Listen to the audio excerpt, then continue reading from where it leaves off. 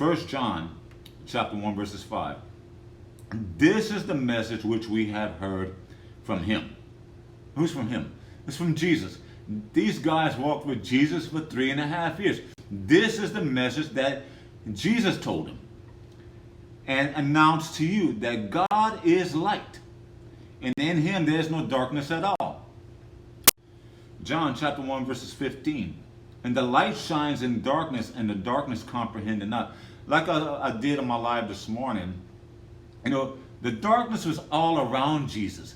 It's just like it's all around us in this present world. The evil, the hatred was all around him. I know the Bible talks about Job eschewed evil, or he shunned evil. You cannot really shun it. We shouldn't shun evil.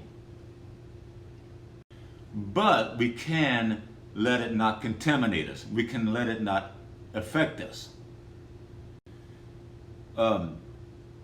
John chapter 8 verses 12. And Jesus spoke to them saying, I am the light of the world.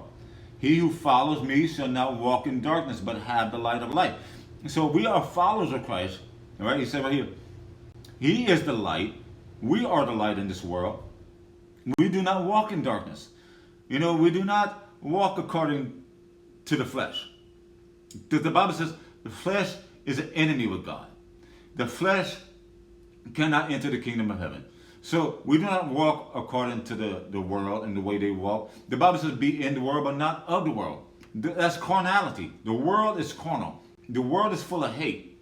But see, if you walk in the Spirit, you will not get into that carnality. And also, like I said, you be in the world, but not of the world. You got to get totally out of the world and totally separate. That's why it's a separation. You separate yourself from the world.